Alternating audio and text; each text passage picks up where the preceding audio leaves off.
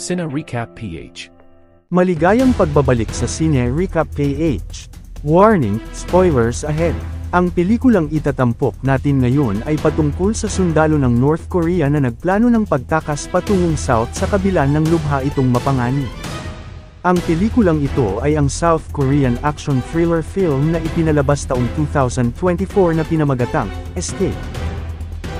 Bago tayo magpatuloy, paki-like ang video at mag-subscribe na din sa channel na ito. Maraming salamat. Sa isang military camp sa North Korea na malapit sa demilitary zone ng dalawang bansa, ang sundalo na si Im Kyunam ay palihim na lumalabas gabi-gabi para sa kanyang planong pagtakas patungo ng South Korea sa pangarap na magkaroon ng magandang kinabukasan sa hinaharap.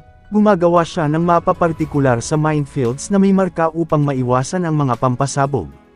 Isang umaga sa pagpapatrolya ng grupo, ang kasamahang si Kim Dong-hyuk napansin ang pagbabago ng panahon na ang ibig sabihin uulan na sa mga susunod na araw. Nag-alala si Kyunam dahil maaaring mabago ang posisyon ng mga pampasabog na kanyang namarkahan. Biglang may isang malakas na pagsabog sa malapit na ikinagulat ng lahat, nang suriin ito nakita nila na kagagawan ng baboy ramo. Dahil dito niluto nila ang baboy upang gawing hapunan habang pinag-uusapan ang nalalapit na pagkakadischarge ni Kyunam sa serbisyo subalit nahuli sila ng mataas, kinuha sa kanila ang baboy ramo at ang mga nakakataas ang nakinabang habang siya ang ginawang tagasilbi, palihim na lang itong nagpupuslit ng karne upang makakain ang mga kasamahan ng patago.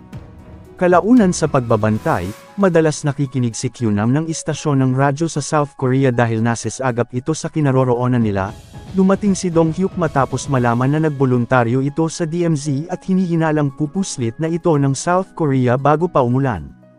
Alam niya pala ang plano ng sarhento na nakikita gabi-gabi, gusto niyang sumama sa pagtakas para makita ang ina sa South ngunit itinatanggi ito ni Kyunam na mayroon siyang ganoong plano. Nang matutulog na, biglang nabulabog ang lahat ng isang puganti ang nagtatangkang tumakas, tiningnan ni Kyunam ang pinagtaguan ng mapa ngunit nawawala na ito doon. Nagtatangka palang tumakas si Dong-hyuk na agaran niyang pinigilan dahil masyadong alanganin subalit ayaw itong makinig. Itinuloy niya pa din ang balak kung saan nakuryente ito at nahulog ang dala niyang kwintas. Nang tutulungan siya ni Kyunam at kinumbinsi na isasama na sa alam niyang daan, biglang dumating ang platoon leader at hinuli ang dalawa bilang mga puganti.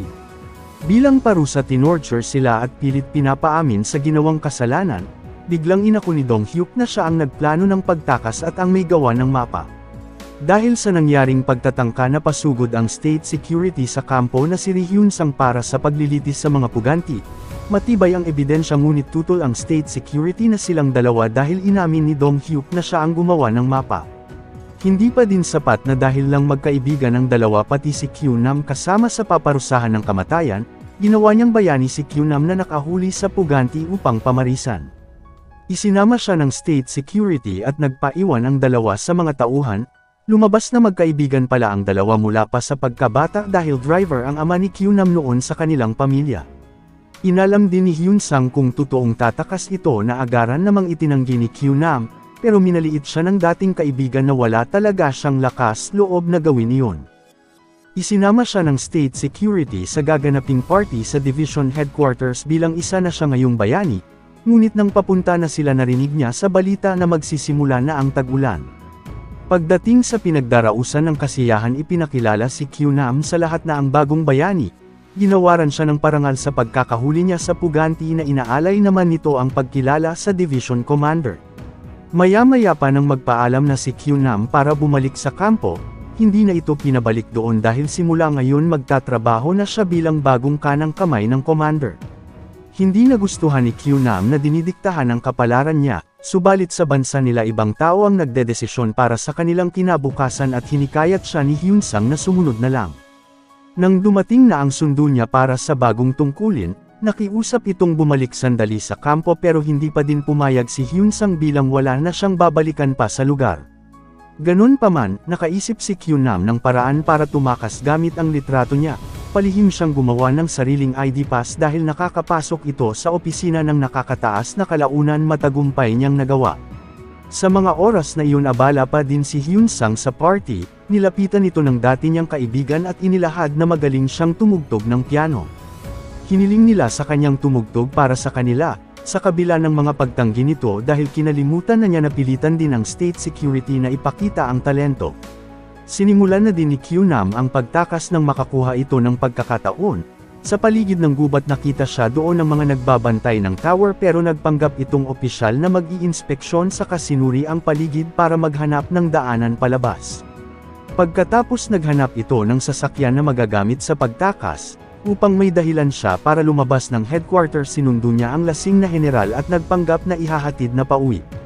Ngunit nang malapit na sila sa gate bigla na lang itong nagising, buti na lang naghanap lang ito ng tubig at dahil kilala ang opisyal ng mga bantay hindi na sila hinarang at tuluyan ng nakalabas. Iniwan niya ang general sa damuhan saka dumiretso na sa binabalak subalit bigla itong nawalan ng gasolina, may napadaan namang pangkat ng militar at bumalik sila upang suriin ang kanyang pagkakilanlan. Sakto namang may nagawa si Q-Nam na ID mula sa division headquarters. Ngunit ipinagtataka nila na tauhan siya ng division commander pero naubusan ito ng gasolina.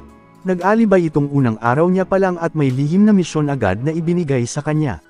Dahil kailangan niya ng gasolina pinasama ito sa Hyunpoong Station kung saan doon din ikinulong si Dong Hyuk.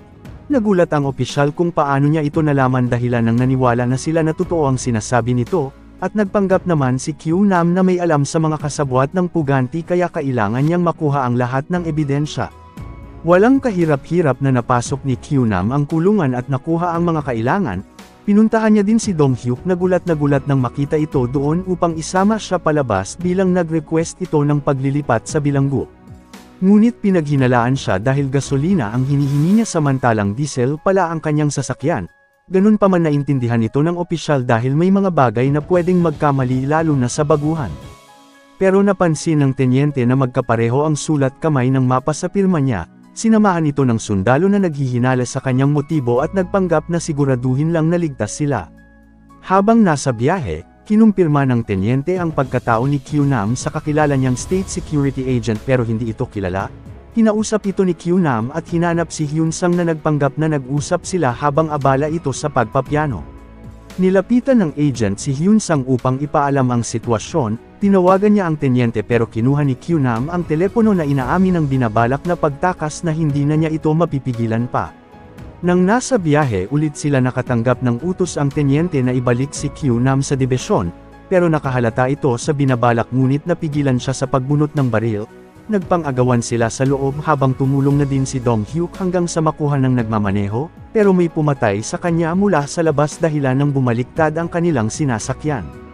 Nakasunod pala agad si Hyun-sang sa lugar kung saan wala na siyang balak buhayin pa ang dating kaibigan na itinuturing ng traidor.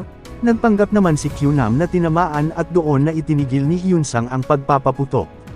Nang lalapitan na nila ito, doon na nakahanap ng pagkakataon si Q-Nam para makuha ang mapa at agarang tumakas kasama si Dong Hyuk patungo sa damuhan. Hinabol sila ng mga sundalo at pinaputukan pero nakatalon ang dalawa sa may ilog. Hindi na sila nahabol kaya tinuluyan na lang ni Hyun-sang ang tenyente sa hindi pagre-report at humingi ng backup sa division commander.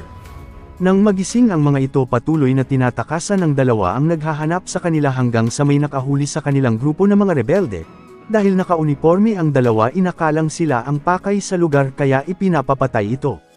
Nagmakaawa naman si Dong Hyuk na kakalabas lang nila sa kulungan ng Hyunpoong Ri. Lumapit ang isa sa rebelde dahil nakakulong doon ang kanyang kapatid at gustong malaman ang kalagayan ngunit hindi ito kilala ni Dong Hyuk. Balak na sana silang tapusin pero naalala niya ang isang bilanggo na mahabang buhok. Ito nga ang kapatid ng rebelde kaya isinama sila ng grupo para magpalipas ng gabi sa kanilang pinagtataguan. Iminungkahi ni Dong Hyuk na maaari nila itong iligtas sa pamamagitan ng alam niyang daan papasok sa pasilidad, subalit sa mga oras ding yun kasalukuyang naglunsad si Hyun-sang ng operasyon upang hanapin si Q-Nam sa isang kuweba, pero nakatunog ang grupo kaya napaghandaan rin nila ang pagdating.